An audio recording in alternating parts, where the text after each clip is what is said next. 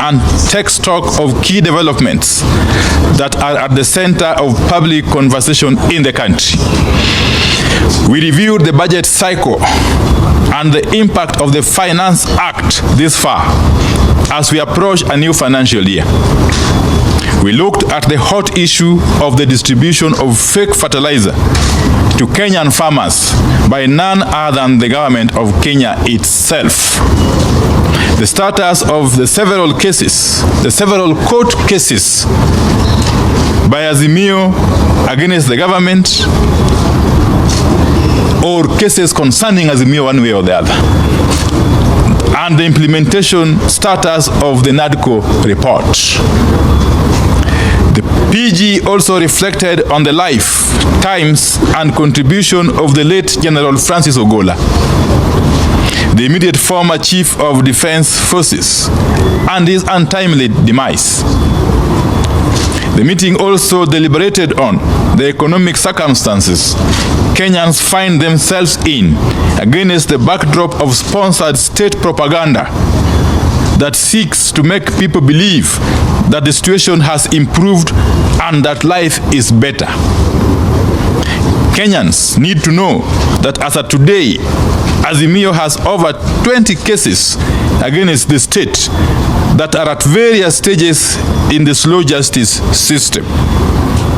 Some of the cases include the Azimio la Umoja Coalition Party versus the President of Kenya and others. The High Court petition challenging the decision of the President to establish a commission of inquiry, called the Commission of Inquiry into the Shakahola tragedy. There is the Azimio la Umoja One Kenya Coalition Party versus Japheth Koome and two others. The High Court petition seeking for the doctrine and principles of command responsibility to be declared applicable and applied to the members of the National Police Service in the process of the discharge of their duties. We also have the Azimio One Kenya Coalition versus Jubilee Party of Kenya and another. The High Court petition challenging the decision of the respondent. I think it's against Parliament, and Speaker. Yeah. It's a petition challenging the decision of the respondent in recognizing the interested party, which is Jubilee, as a parliamentary party, while it is still part and parcel of the petitioner's coalition. That's Azimio. There's also the National Assembly and another versus Okia Omtata and others. This is a Court of Appeal matter challenging the housing levy. The matter is set for hearing, and the date is yet to be issued by the court. The other case is that of Kenneth Njagi and others versus Kenya Kwanza Party or Coalition and others. It's a petition challenging the ruling by Honorable Moses Wetangula, the Speaker of the National Assembly, on the question of which is the majority and minority parties in Parliament or in the National Assembly. There is the Guyo Ali Guracha and others versus Hono Abdi Guyo and others. It's a petition challenging the defection of Isiolo County governor and his deputy from Jubilee to the UDA party, whether the governor and his deputy are deemed to have resigned and relinquished their positions as a result of the defection. Finally, we have got Jeremiah Kioni versus the Office of the Registrar of Political Parties and the Jubilee Party and 14 others. It's an appeal from the majority decision of the PPDT, in which PPDT complaint, in which it was upheld that the decision of the Jubilee Party National Disciplinary Tribunal, ratified by the party NEC, ousting the complainant from his position as a Jubilee SG and revoking membership to Jubilee Party, just to mention but a few, really. Together, these cases provide a clear pattern of the slow pace of the hearing and conclusion of cases, especially where the state is a subject and senior government officials are involved. We are staring at a clear case of justice delayed and justice denied. On the death of General Ogola, The parliamentary group shared deep condolences with his family and the families of all those who perished together with him.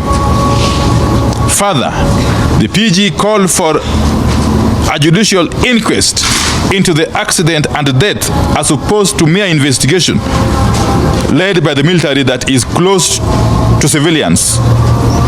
We also demand that families of the victims be independently represented in the investigation and inquest. I must hasten to add that we have authorized Honorable Anthony Oluoch and Senator Enoch Wambua to lead a process of establishing a parliamentary inquiry, a joint parliamentary inquiry involving both the Senate and the National Assembly into the unfortunate death of General Ogola. Already, we are seeing worrying signs.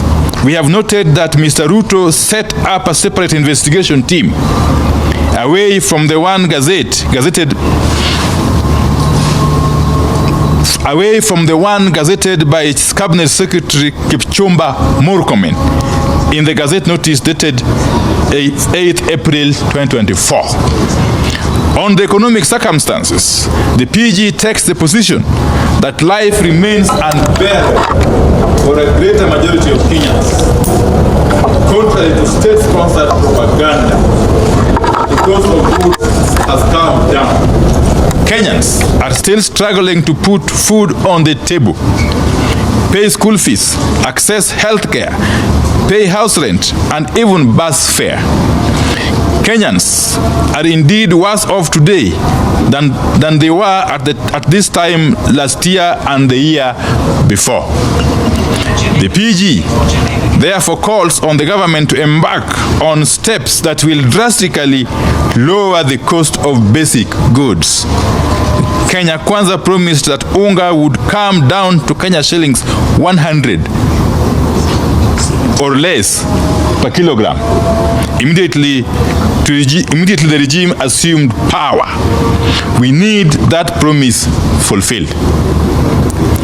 On nearly all these issues, the meeting came to the sad conclusion that as a country, we are dealing with an unprecedented case of corruption in government and state capture by people in and out of government. State capture and corruption are at the center of the problems we are grappling with as a people. From high taxes to low investments to provision of basic services like distribution of fertilizers.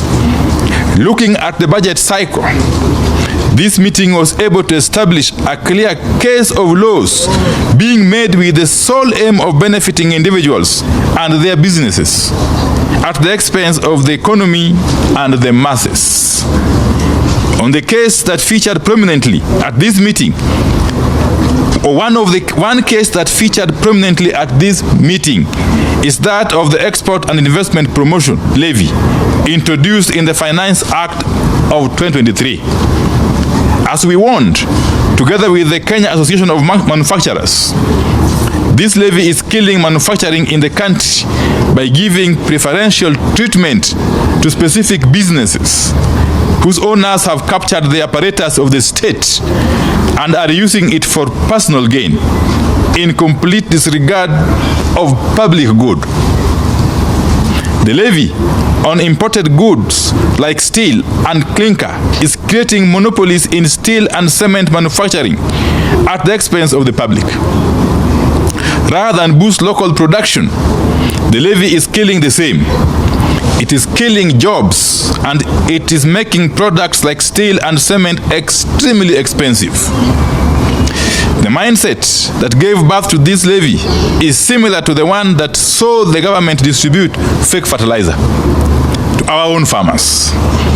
These are manifestations of state capture and corruption at their worst. They are part of the problem that is making foreign firms lose out on businesses and contracts in Kenya because the top government officials are involved in corruption, including bribery and open kickbacks.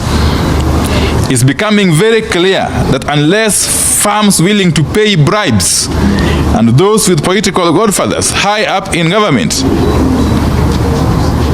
It is becoming very clear that only firms willing to pay bribes and those with political godfathers high up in government will remain and thrive in Kenya, while others close shop or relocate to neighboring countries.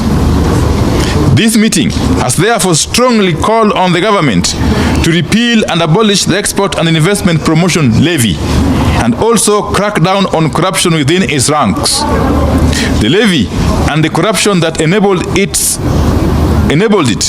is making Kenya to lose investment from businesses and countries that do not participate in corrupt activities.